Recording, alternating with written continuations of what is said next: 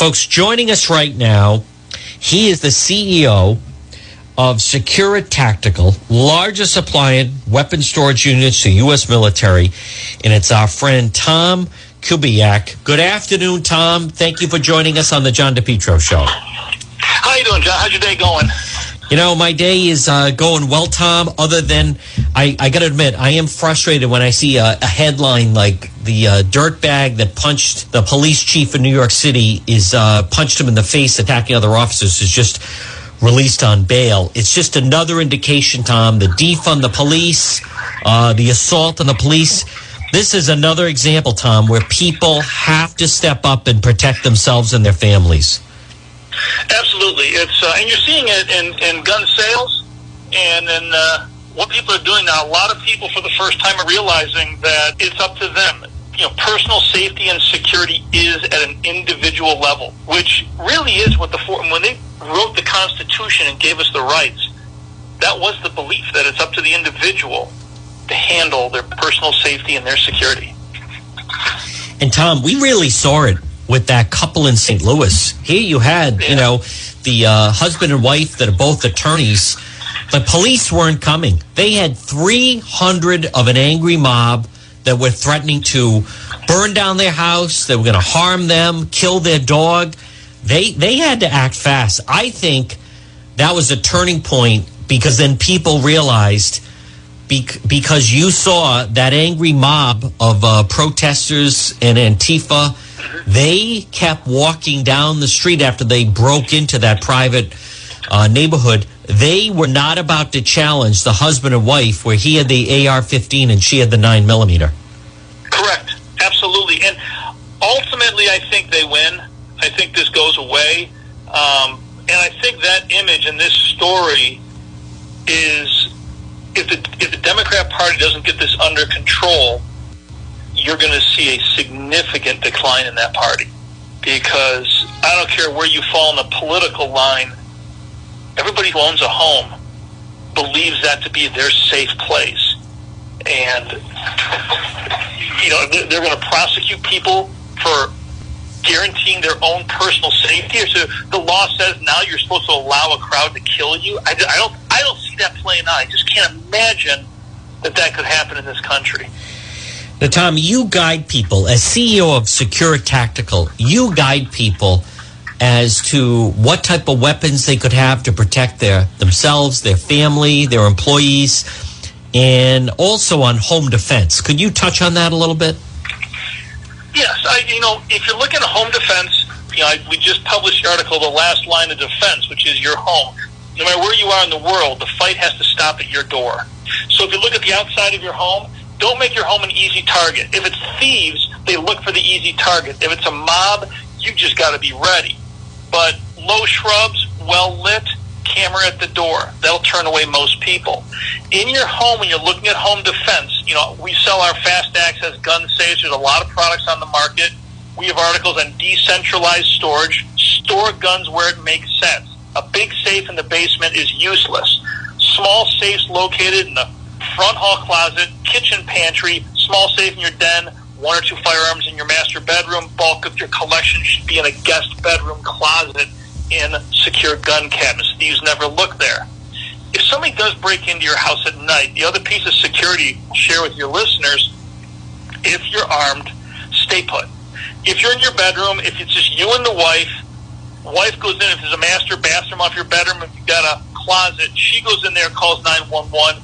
You get behind your bed, put your bed between you and the door, and you wait. Let the fight come to you. Do not, the strategy of going out saying, I'm going to find out who's in my house and take care of them, you're walking into unknown situations. When you're hunkered down, your bed is your shield, get maybe your shoulders up on your bed. I use a rifle or a shotgun, barrels pointed at the door, finger ready on a surefire light mounted on the barrel so I can light this guy up if anybody comes in. I'm in control. It's my decision. Somebody comes through that door, they have to expose themselves to get to me. And I'm in complete control of whether I end it or choose not to. It's just the safest way to go. So I encourage everybody, find your safe spots, hunker down, if it's happening, let the fight come to you. Don't venture out into an unknown situation. Lights on or off in the bedroom? Lights off. Oh, off. Everything.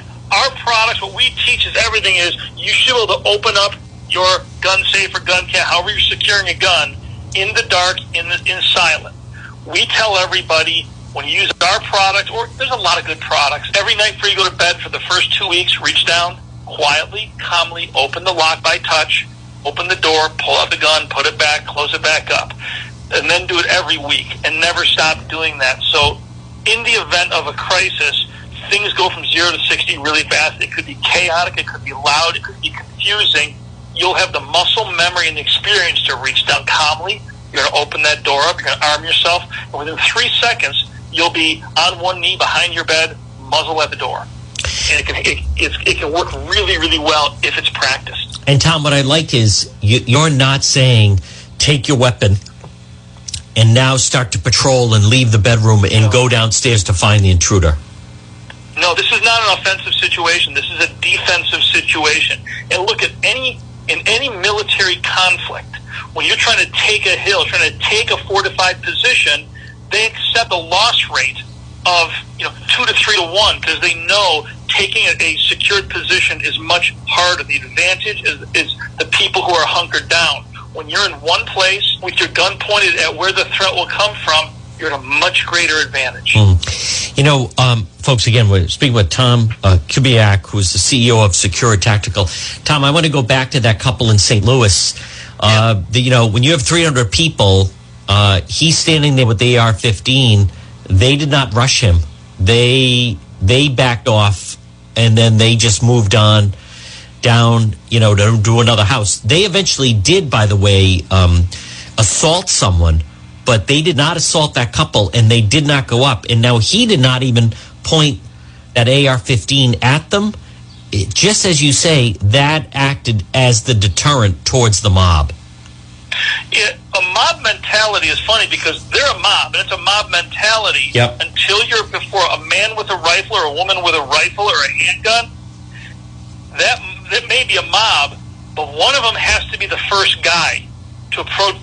Somebody's going to get shot first if they rush him. Right. And remember, the mob is mob mentality, but at the individual level, nobody wants to get hurt. No. At the individual level, they are all cowards. Because when they're alone by themselves, they will not fight for what they believe is justice. That's right. They will only fight in a form of chaos and riots when there's 300 and they can blend in. It's pure cowardism. Tom, do you also, before I let you go, do you find, is our imagination or, the whole business of COVID, and there's an unknown, there's a fear, people have been locked down, people are unsure about their future. We are seeing more people kind of crack a little bit and acting odd, and people flying off the handle over being told to put on a mask and all this other stuff. Are you seeing that this is, when you have an unusual situation of, let's face it, this is unusual. People been locked down, stay-at-home orders, everything else. This is another reason to be protected because people have been acting, would you agree, kind of, little strangely. Every statistic has moved up from suicide to home violence to everything. Yeah, people, when you force people into a strange and unknown situation, they stress. Now, one of the things that's fascinating, I just finished writing an article on, is gun buying. If you look at who's buying guns right now, it's Democrats, it's liberals. Wow. If you look, Delaware has the lowest gun ownership as a percentage of population of any state in the country, and they're setting all-time records for gun sales. Ammo.com, their data shows that ammunition was purchased over the last 3 months, shipped to states that voted for Hillary Clinton over Donald Trump by over 2 to 1. I think the Second Amendment is going to become safer. A lot of people who 6 months ago were fighting for gun confiscation and gun control, it appears that a lot of them are the ones buying their first firearm because all of a sudden, their belief was the government is the only group that can provide security. Get the guns off the street and the government will do it. Well, the government just said, we're taking away your law enforcement. We're taking away your security. Oh, by the way, these thugs, we're not even going to try to stop them. I think this is a turning point for the Second Amendment. I think it's a turning point ultimately against this crazy liberal movement. I think this thing's going to eventually implode. I think you're right. Tom, how can people go to your website and learn more about you and learn more about Secure Tactical? It's SecureItGunStorage.com. They can just Google the word SecureIt. SecureIt together, and everything that we do comes right up. Tom, you make a lot of sense. You have great advice. Great to talk to you. Enjoy the weekend. We'll talk to you again. Thank you very much. Always a pleasure. All right, folks, there it is. And again, good afternoon. It's 1:20.